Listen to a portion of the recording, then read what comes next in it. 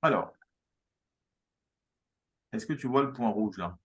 Oui, Super. Alors, bonsoir, cher Eric. J'espère que tu vas bien.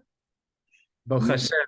nous commençons donc, eh bien, nous commençons notre programme, notre nouveau programme donc de pré-rentrée en fait, d'accord? Parce que le vrai contenu de la deuxième année avec l'ensemble des PDF des QCM, eh bien, commencera un petit peu plus tard. Comme je t'ai expliqué, c'est un programme qu'on va étudier qui sera assez technique, qu'on va faire pendant, parce que là, on va avoir les fêtes bientôt, donc on va avoir un certain arrêt pendant les fêtes. Donc, je préfère pour l'instant qu'on fasse autre chose. Et ça nous permettra aussi, comme tu le sais, de pouvoir accueillir d'autres élèves qui veulent découvrir un petit peu qu'est-ce que Baki Badaf, quelle est cette formation, comment elle fonctionne. Et donc, on a pendant 2, 3 semaines cette plateforme de visite, de prise de contact, mais en même temps, on a un vrai cours de Gemara autonomisant Bezrat Hashem. Donc, pour l'instant, on est dans Brachot 2a. On commence à la Mishnah. Mais Matai, Corinne et Shema, Ba'aravin. Est-ce que c'est un programme que tu as fait déjà, toi, Eric? Tu as déjà étudié cette Gemara? Oui, j'ai déjà vu ça, je sais de quoi ça parle, etc. Je l'ai vu, j'ai écouté le grand rave, comment il s'appelle, Rosenberg. Ouais. Il a tout fait, donc j'ai tout écouté là-dessus. Mais bon, je suis content de le reprendre avec toi, quoi. Et puis on va le prendre en détail, quoi. Voilà, ça. Je l'ai On va prendre jamais un peu travaillé plus à de fond. détails. Voilà, on va essayer de travailler un peu sur le premier DAF avant d'aborder notre programme de deuxième année proprement dit. Mais Matai, Corinne et Shema, Ba'aravid. Donc, cette Masechet, Brachot, eh bien, commence, fait partie donc du Seder, ce qu'on appelle Zeraïm, d'accord? Les graines, Zeraïm. Parce que Rambam explique que pour faire Torah et Mitzvot, il faut des forces. Et la force vient de ce qu'on mange, notamment. Donc, on commence par les graines qui vont nous donner à manger. Et comme D'accord. sur ce qui se mange, on fait des bénédictions. Donc, la Gemara, la première Masechet, le premier traité du Seder Zeraïm, eh bien, c'est le traité Berachot. Très bien. Et donc, nous commençons avec le Kiryat Shema. Le Kiryat Shema. Parce que le Kiryat Shema, en fait, parmi les mitzvot du Bar Mitzvah, eh bien, c'est la première mitzvah du Bar Mitzvah. Donc, en fait, comme le Seder Zraïm, il va s'occuper de tout ce qui va être un petit peu service, avoda. La première chose qu'un bar mitzvah va faire dans sa avodat Hashem, en tant que bar mitzvah, c'est la mitzvah du Kiryat Shema. Donc, on s'intéresse au Kiryat Shema. Mais Matai, Corinne, et Shema, Ba'aravin. Mais Matai, à partir de quand, Corinne, est-ce que nous lisons Et Shema, le Shema, Ba'aravin dans les soirs? Misha'a, à partir de l'heure, chez Kohanim, où les Kohen, Nichnasim, rentrent les Chol pour manger Bitromatan, leur terouma. Et dans le cadre de l'étude du Kiryat Shema, eh bien, la première Mishnah s'intéresse en fait aux horaires d'acquittement du Shema. À partir de quand est-ce qu'on est quitte? Quelle est cette plage horaire pendant laquelle on est quitte de la lecture du Shema si on lit le Shema? Première réponse de la Mishnah, Misha'a, à partir de l'heure où les Kohen rentrent manger leur terouma. Donc il y avait apparemment une heure spécifique où les Kohen mangent de la terouma, d'accord? Les nourritures saintes qui sont réservées aux Kohen, au Beth Amikdash. Donc Misha Shakwanim Nichnasim Lechol Bitromatan, Atsof Hashmura Arishona. Jusqu'à la fin de la garde, la première. Atsof Hashmura Arishona, jusqu'à la fin de la première garde. Donc, on nous dit Misha'a, là on nous donne une heure, à partir de l'heure. Atsof Hashmura Arishona, jusqu'à la fin de la première garde. Là, on ne nous donne pas une heure, on nous donne une notion. C'est la fin de la garde. Alors, c'est quoi la garde? La garde, on verra, enfin, je ne sais pas si on le verra nous, parce que, en tout cas, la Gemara va le développer. La Gemara va développer que la garde, la notion de garde, c'est en fait la notion d'emploi du temps de la nuit. La nuit, il y a ce qu'on appelle des gardes. La nuit est divisée en plusieurs gardes. D'abord parce qu'il y avait des gardes au Beth Amikdash, par les Kohen. Et à part ça, il y a ce qu'on appelle dans la voûte céleste des gardes d'anges. Des anges qui chantent la Shira, qui chantent le chant autour d'Hachem par groupe d'anges. Et il y a plusieurs groupes d'anges qui se relaient autour de Dieu la nuit pour chanter avec Kadosh Baruch Hu. D'accord? Donc ce sont des gardes d'anges. Et il y en a 3 la nuit. Il y a une marloquette, est-ce qu'il y a 3 ou 4 gardes? Et la halakha, c'est qu'il y a 3 gardes dans la nuit. Donc a priori, une nuit dure 12 heures. Une nuit dure toujours 12 heures, un jour dure toujours 12 heures dans la Torah. Mais ce sont des heures, ce qu'on appelle zmaniot. Ouais. C'est-à-dire que les heures du jour, par exemple, sont plus courtes l'hiver. Parce qu'il y a plus de nuit. Et les heures, elles sont plus courtes que 60 minutes. Alors que l'été, les heures du jour durent plus de 60 minutes. D'accord? Et inversement pour la nuit. Donc, une garde dure 4 heures, puisqu'il y en a 3. 3 fois 4, 12. Donc, Adsof Ashmura Arishona. Ashmura, c'est une garde. Arishona, la première garde. Qu'est-ce que ça nous donne à peu près comme heure, la fin de la première garde, qui dure 4 heures? À la tombée de la nuit? Là, on parle des gardes, on parle des gardes de la nuit. Elle commence quand la nuit?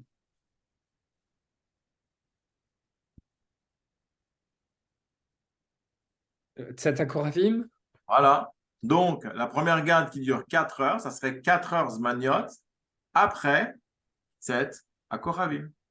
Voilà. Donc, si on a, par exemple, l'été, la nuit tombe vers quelle heure? 21 heures?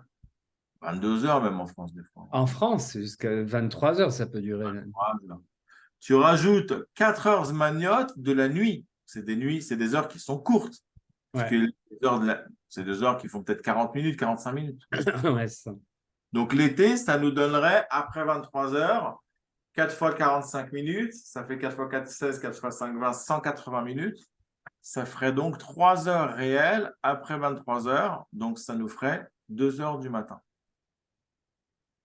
C'est ça, voilà, pour donner une heure à peu près, qu'est-ce que c'est, sauf Hashmoah Rishona, l'été. OK? Je reprends. Donc, Après, oui, c'est ça. C'est à partir du moment où les Kohanim rentrent pour manger leur trouma. Et la fin de ça, c'est jusqu'à la première garde. La fin de la première garde. non, alors, À la ouais, première garde. non, la fin de cette période où on serait quitte du schéma, mais Corinne et Shema, mais Metakon Shema, ça serait la fin de la première garde, donc ça serait, voilà, Voilà, 2 heures du matin. 2 heures du matin l'été.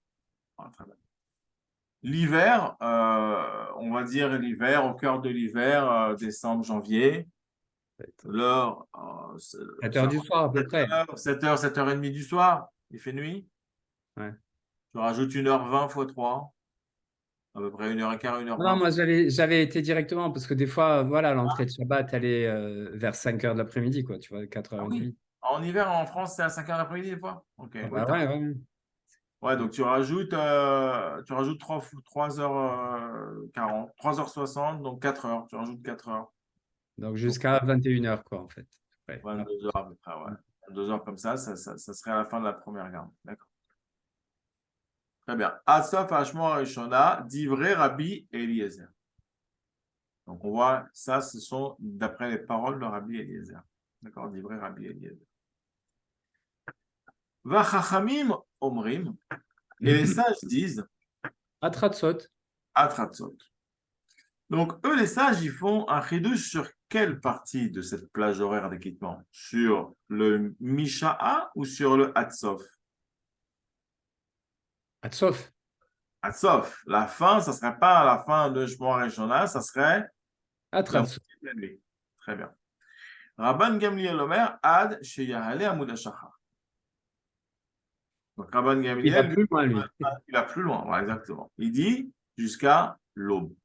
c'est ça. Amud HaShachar, c'est le lever c'est l'aube, en fait, d'accord? C'est le premier horaire, c'est pas le net, d'accord? C'est pas le dévoilement du soleil, c'est les premiers rayons de lumière. Donc, on se retrouve avec une plage horaire où... Ah, je vais poser une question. Nous avons combien d'intervenants qui répondent ici? Rabbi Eliezer, Rabban Gamliel et les Chachamim, 3. Voilà, très bien. Ça, les trois, ils répondent sur la fin. Un, il dit jusqu'à la fin de la première garde, l'autre jusqu'à Chatzot et l'autre jusqu'à l'aube. Maintenant, qui c'est qui dit Misha'a? Est-ce qu'on est sûr que c'est Rabbi Eliezer ou est-ce que peut-être ça pourrait être quelqu'un d'autre? Et comment s'appellerait-il? Le Tana, le Tana, Le Tanakh. Tanakh. Voilà, le Tanakama, anonyme. Pourquoi? Parce que si on regarde Misha'a chez Kohanim Nechnasim Nochal Bitrumatan, virgule, ça pourrait être un Tana anonyme qui répond. À partir de quelle heure? Et après, on a trois avis sur la fin. Le premier avis de la fin, ça sera Rabbi Eliezer qui dit Hatzaf Hashma Rishana. Le deuxième, Chachamim. Le troisième, Rabban Gamliel. C'est une question que la Gemara va se poser.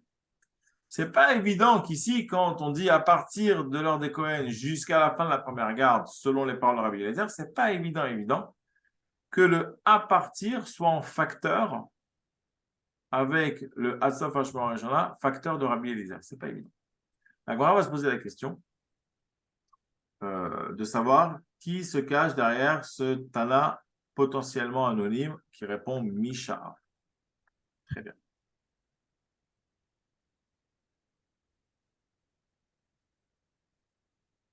Maintenant, je vais te poser une autre question. Est-ce que ça ne te paraît pas étonnant que la Gemara demande à partir de quand Mais et Matai, à partir Oui, de oui. quand? Et qu'elle réponde à partir de quand? À partir de la Kohen, mais qu'elle réponde aussi jusqu'à quand? Est-ce que si la Mishnah, pardon, avait cherché à partir de quand et jusqu'à quand, est-ce qu'elle n'aurait pas dû plutôt formuler ma taille? Quand? Et là, quand? C'est une plage horaire. Alors que mais ma taille, ce n'est pas une plage. C'est l'origine de quelque chose. Absolument. Alors là, il y a quelque chose à creuser. On ne va pas le creuser maintenant, mais on le remarque simplement. Dans notre étude de la Mishnah, on remarque qu'il y a quelque chose ici qui est étonnant. C'est que la Gemara pose une question très précise sur l'origine et qu'elle répond sur l'origine, mais aussi sur la finalité. C'est quelque chose d'étonnant pour un Tana de faire ça. D'accord? Enfin, bon, enfin, je trouve que c'est pas très étonnant a priori. Enfin, Un petit peu, hein? Pourquoi?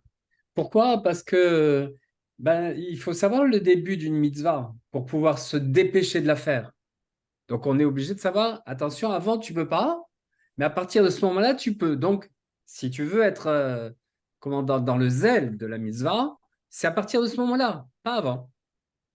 Et Mhm. puis, pour ne pas te faire faire la Havera, et là, c'est la connaissance que j'ai du texte, etc., pour ne pas te faire faire la Havera, on va te dire, attention, jusque-là, c'est plus possible. À partir de la limite extrême, c'est plus possible. Donc, tu as tout ça pour faire. Donc, voilà, pour moi, c'est logique.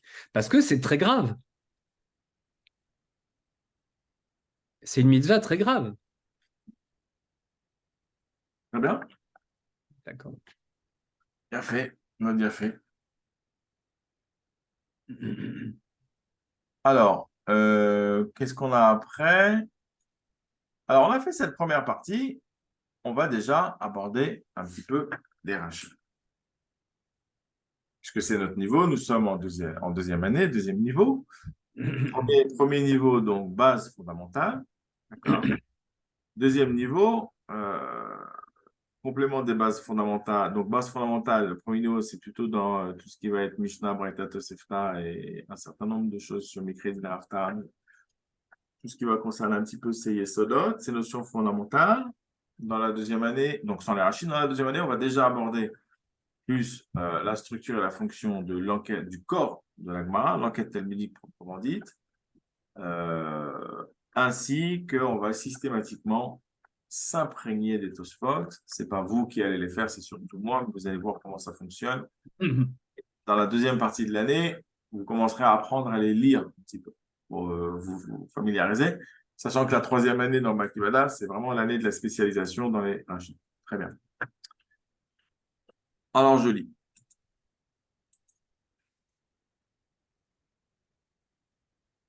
Mais Mata et Corinne et Shema Ba'aravin, donc on voit que Rashi reprend ici le titre.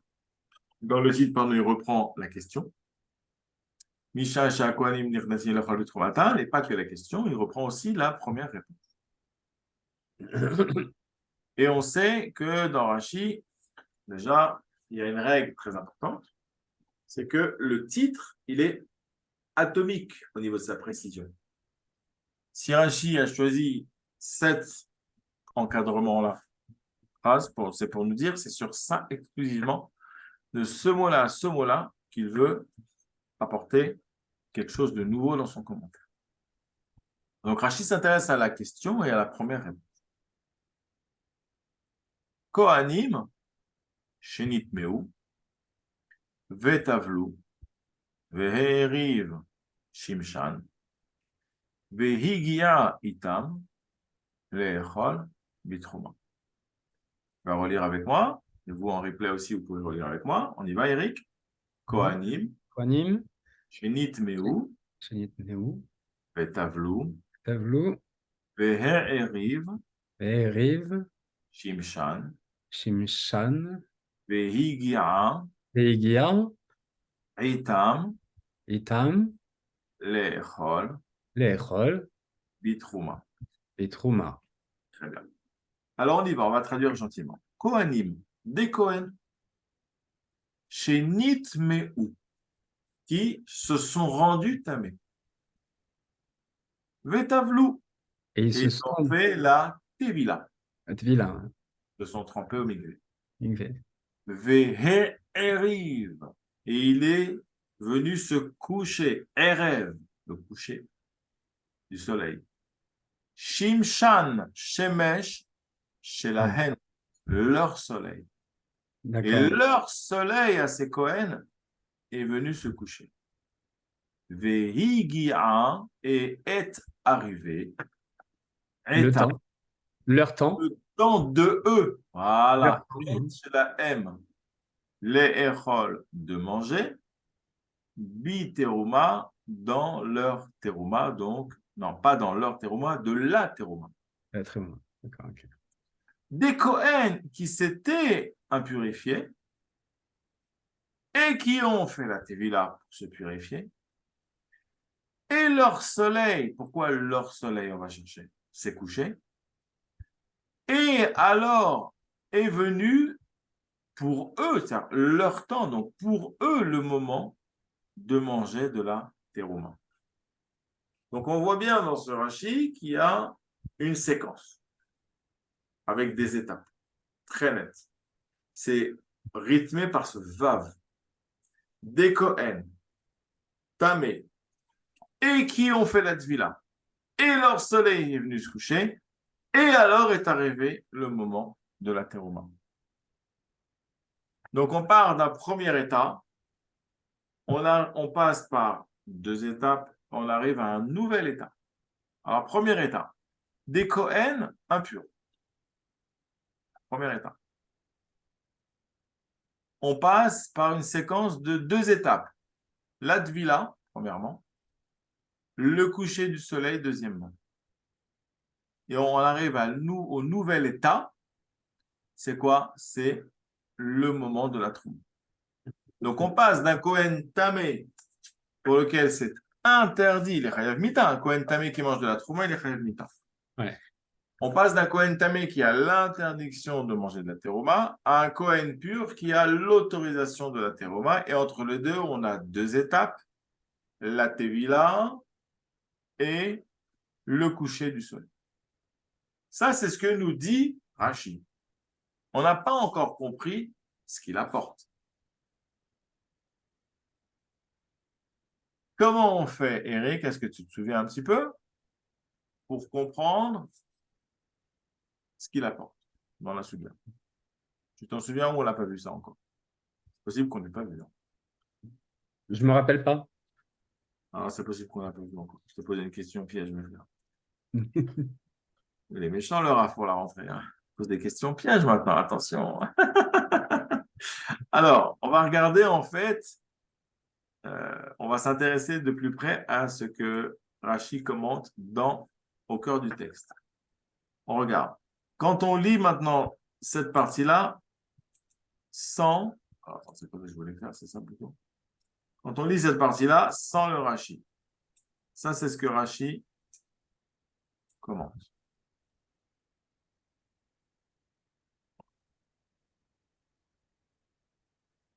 À partir de quand est-ce que on peut lire le schéma sous-entendu et être quitte de la mitzvah? À partir de l'heure où les Kohen mangent de la terouma. Moi, je te pose une question, Eric, entre nous. Est-ce qu'un Kohen, il est limité? Est-ce que le Kohen, il a, quand il est au Beth Amikdash, bien sûr, il ne mange pas de la terouma chez lui, il la mange au Beth Amikdash. Est-ce que le Kohen, il a une heure limite pour manger de la terouma? C'est sa nourriture. Oui, sa nourriture, a priori, il n'y en a pas.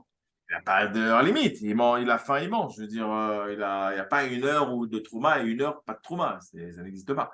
Donc, tu vois que c'est étonnant, ce concept de dire à partir de l'heure où ils peuvent manger leur terouma. Mais Mishash Kohanim, ils rentrent. En plus, il y a autre chose. C'est Nichnasim. Regarde, on pourrait dire plutôt Mishash Kohanim. Ochlim Trouma, même ça serait étonnant. Parce que ça voudrait dire qu'il y a une heure spéciale où ils mangent la Trouma et avant, non, ce qui n'existe pas en conditions normales. Et en plus, il te dit Nirnasim lechol bitroumatan. Ils rentrent manger dans leur. Ils rentrent. Pourquoi ils rentrent?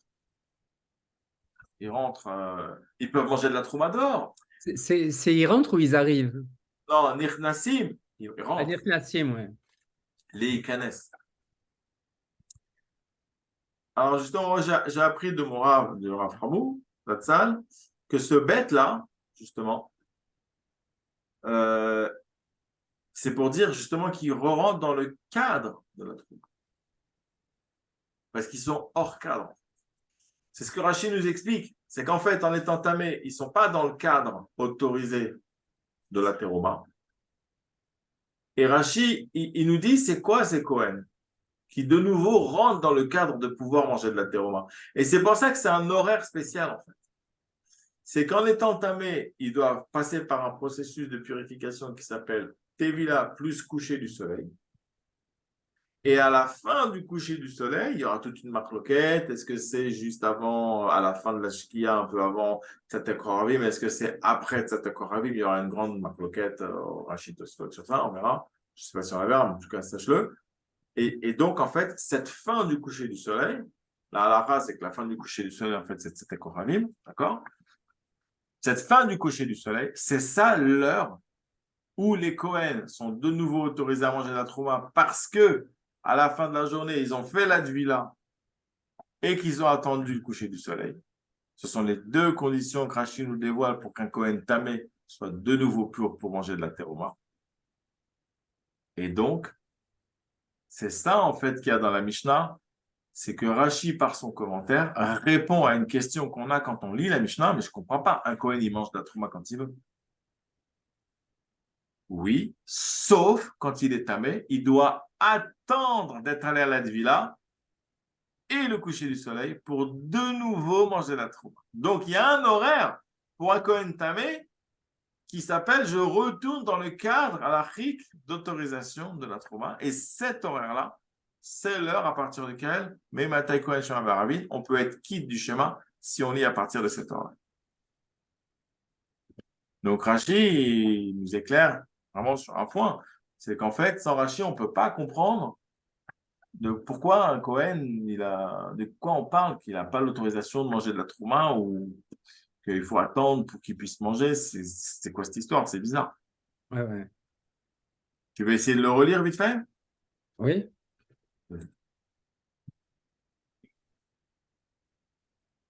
Kohanim, Shenetmaou, ותבלו והריב שמשן והגיע איתם לאכול בתרומה. Magnifique. Deuxième Rashi qui est un peu long, Atsaf Ashmora Arishona. Donc on remarque que Rashi s'intéresse maintenant sur la première fin, donc dite pour le coup par Rabbi Eliezer, ça on en est sûr.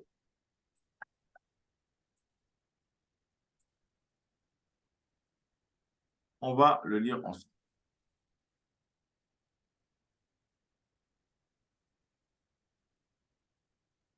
Shlish alayla.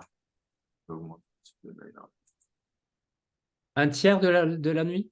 Ouais, Shlish alayla. Il s'agit du tiers de ce qu'on avait vu, puisqu'on a vu que, tu te souviens, il y a 3 quarts dans la nuit de 4 heures, donc c'est le Shlish alayla.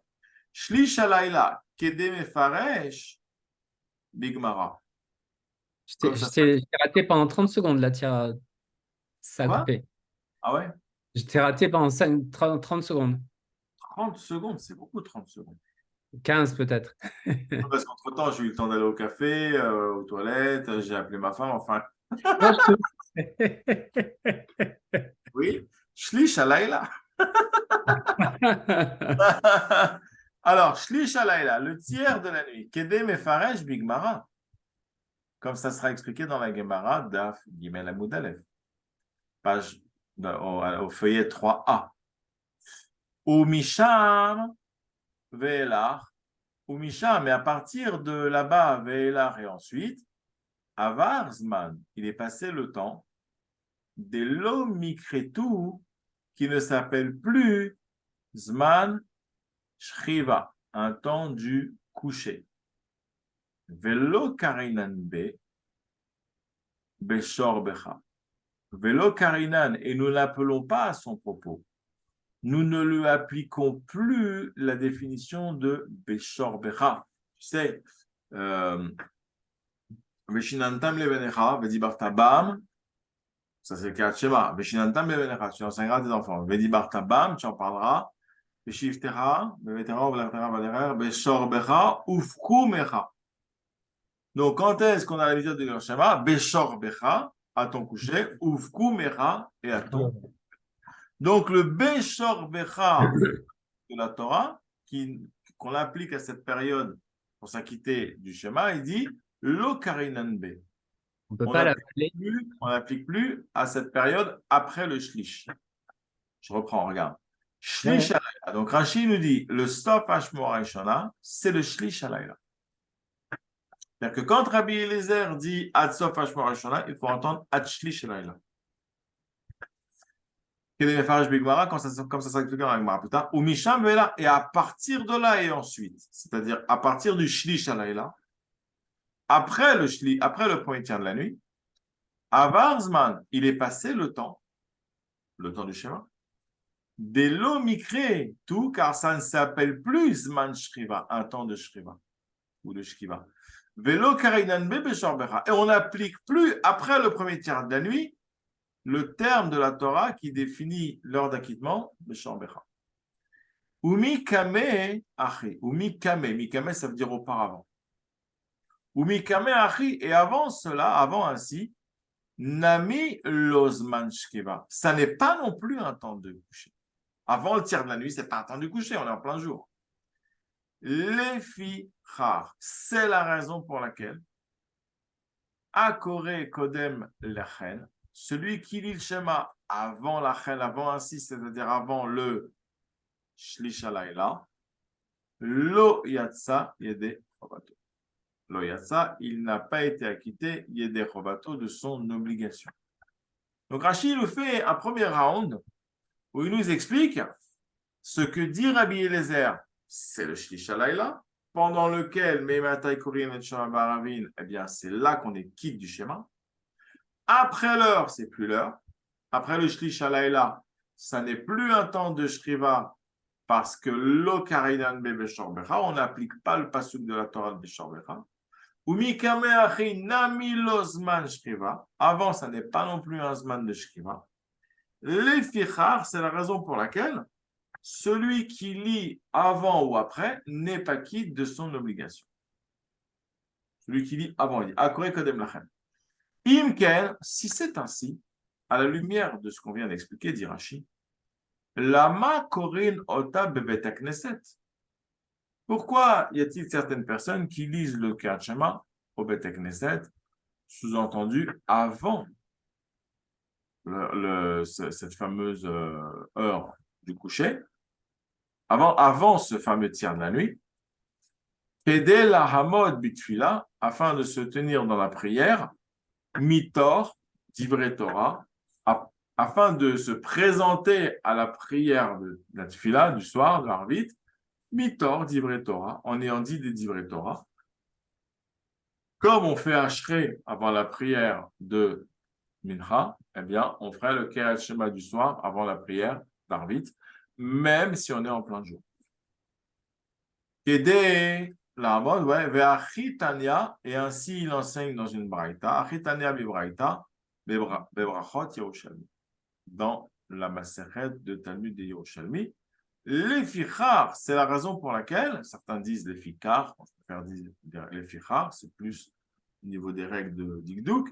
Les fichar, c'est la raison pour laquelle chova aleinu, l'obligation aleinu est sur nous, l'ikrota, de la lire, c'est-à-dire de lire la Kriyat Shema, de faire la lecture du Shema, mi chez terchar, mi à partir du moment où terchar, il fera une nuit complète.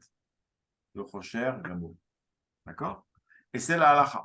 D'accord? Tzatakoravim, c'est ça le Chosher. C'est la halacha. Elle vient, la halacha de lire le Kachin à partir de Tzatakoravim, elle vient de ce Rashi. D'accord?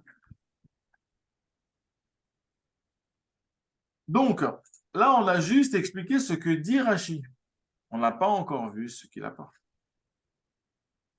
Nous allons nous pencher un peu plus sur ce qu'apporte Rashi. Rashi a commenté ce passage. Il est bavard sur ce passage, dis donc. Ouais. Atzafajmo Rishona, dit vrai Rabbi Eliezer. Premièrement, il nous a dit, c'est quoi en fait en termes d'heures, ce Sofashmo Rishona, ça ne veut rien dire. C'est pas une heure. Rachid est beaucoup plus précis. Il nous dit, c'est le tiers de la nuit. Donc, tu prends la sortie des étoiles, le début de la nuit, tu calcules 3 heures Zmaniot, tu sais exactement, tu peux t'en sortir. Donc, Rachid donne une correspondance déjà concrète dans la vie d'un homme. Le tiers de la nuit, on sait le mesurer. Sauf à Shmoa Rishona, c'est pas clair. Donc, premier travail de Rachid, il donne une correspondance concrète, utilisable, d'accord, quantifiable dans la vie d'un homme. Deuxième temps, il nous explique le fondement de Rabbi Eliezer. Pourquoi Rabbi Eliezer pense que c'est le tiers de la nuit qui est la plage horaire d'acquittement du schéma, puisque c'est la réponse de Rabbi Eliezer à la question Memate Korien Shema, Rabbi. Et il nous dit qu'en fait, Rabbi Eliezer s'appuie sur le Beshor Becha du Pasuk, Beshinantam Levanera, etc., du Kriyat Shema, qui définit l'obligation de lire le schéma pendant cette horaire-là. Et il nous dit le Beshor Becha de Veshinantam, d'après Rabbi Eliezer, ne s'applique pas après le Shlish Halayla et ne s'applique pas non plus avant le Shlish Halayla. C'est-à-dire que le Beshor Becha, le coucher de l'homme, pour Rabbi Eliezer, nous dévoile Rashi, c'est les 3 premières heures de la nuit. Comment ça marche? Parce que pour Rabban Gamliel, on va voir que le Beshor Becha, c'est tant que tu es allongé toute la nuit. C'est pour ça que Rabban Gamliel, il autorise jusqu'à l'aube. Parce que les gens se lèvent à l'aube. Donc, ils arrêtent d'être couchés à l'aube. On n'est plus dans le Beshor Becha. Alors que pour Rabbi Eliezer, on n'est plus dans le Beshor Becha à partir du tiers de la nuit. Pourquoi? Parce que Rabbi Eliezer considère que Beshor Becha, c'est le moment où, dans un même fuseau horaire, les gens se préparent à aller se coucher. Un, il se lave les dents. L'autre, il éteint sa lumière. Le troisième, il met son cache-nez. Le quatrième, il lit un livre. On est tous en route pour aller se coucher. Après le premier tiers de la nuit, tu as des huluberlus comme moi qui étudient toute la nuit, qui préparent des trucs là, mais c'est rare, c'est des oiseaux, c'est des petits oiseaux d'accord, de passage. La majorité des gens se couchent dans les 3 premières heures de la nuit, c'est ce qu'on appelle le Béchorbe, pour habiller les œufs. Du coup, contradiction, si le Béchorbera, c'est le tiers de la nuit, donc c'est là qu'on lit le schéma, donc on n'a pas à le lire avant. Mais pourquoi certains le lisent au Beth Knesset? Comme le spécifie la Masechet de Talmud Brachot dans une braïta là-bas. Eh bien, pour faire comme par exemple pour Mincha, et de la mode bitfila mitor divrei Torah. Pour dire des divrei Torah avant de s'adresser à Dieu, parce qu'en disant des belles paroles de Torah, on montre à Dieu qu'on aime sa Torah, qu'on veut l'appliquer, et donc on l'adoucit un petit peu pour qu'il exauce notre prière. Et Rashi de conclure, c'est la raison pour laquelle les fichar, d'après moi Rashi, quand je dis les fichar, c'est la halacha, pour moi Rashi, c'est la raison pour laquelle je pense que dans la halacha, on devra s'acquitter du Shkat Shema uniquement après le Chocher, au moment où il fait noir complet. On verra plus tard que la Gemara va décider que ce Chocher, c'est 7 Akoravim. Et voilà donc tout ce que Rashi nous a apporté. C'est beaucoup. Ouais, tout à fait. Et, enfin, ouais, bah, top. Intéressant, hein? Ouais, 7 Akoravim avec 3 minutes de plus, il paraît. C'est quoi? Ça vient d'où? Oui, c'est mieux, ouais. C'est mieux. D'accord. Pour être sûr, parce que Chazak Baruch, Fodarav. Très heureux de te revoir, en tout cas. très heureux. Et donc, alors peut-être que ce cours va aller sur les réseaux. En tout cas, sachez que voilà, Bakibada fait sa rentrée. Et cette année, Bezrat Hashem, eh bien, nous ouvrons les inscriptions pour 4 niveaux. Base fondamentale plus avec un petit peu de Rashi, spécialisation dans Rashi, et le 4e niveau avec initiation à Tosfot. Donc, restez en contact, n'hésitez pas à me contacter sur bakibada.com, d'accord. Il y a tous les renseignements pour prendre contact, d'accord. Et voilà. Et puis, évidemment, pendant un mois, il y a, eh bien, venez goûter au shiurim, venez poser vos questions, venez vous mélanger aux élèves de Bakibada, voir un petit peu l'ambiance, si ça vous plaît. D'ailleurs, c'est comme ça, c'est la halakha, pour savoir si ça nous plaît, on vient, on s'installe, on s'assoit, on respire le parfum du Beth Midrash, et si ça nous plaît, eh bien, on reste pour une certaine période, pour un Zman ou plus. Voilà, Eric, nous, on se retrouve la semaine prochaine. Plus tard, je te tiendrai au courant. Hachem, donc 20h30, c'est ça? C'est bon? Non, justement, je viens de te dire, je t'ai dit avant, Ouais. je te mettrai au courant pour les nouveaux horaires, parce qu'il va y avoir un système où on pourra faire le même cours plusieurs fois, comme je t'ai expliqué. Donc, Comme tu m'as dit tout à l'heure, tout à fait, ouais. il va y Donc, avoir un emploi du ça serait temps. 20h plutôt? Il va y avoir un emploi du temps de votre niveau. Il va y avoir la possibilité de faire le même cours 3 fois par semaine, une fois le midi de 13h à 14h, un jour par semaine, et 2 fois le soir, il y aura un jour à 20h et un autre jour à 21h. Donc sur deux jours de semaine. C'est top, ça. Très bien. Qui seront évidemment pas le même jour que le midi. Donc tu vas vraiment avoir 3 jours. Mais j'expliquerai tout ça. Je ferai certainement une vidéo explicative avec un peu les nouveautés de Bakibada pour donner envie aux gens de me contacter et venir essayer les shiurim avec nous pour progresser dans la Gemara, des bases à l'autonomie. Bezrat Hashem. Ezrat Hashem. Bien, qu'Hachem t'aide dans tout ça et que ce soit une grande, grande réussite, Ezrat Hashem, parce que vraiment, on en a tous besoin. Tous les juifs du monde en ont besoin. C'est très gentil. Et c'est pas pour te faire plaisir que je dis ça, hein, j'en suis certain. Voilà. Alors, Shabbat Shalom Mevorach, mon cher. On reste en contact. Bye, Shabbat Shalom. Merci beaucoup. Shabbat Shalom.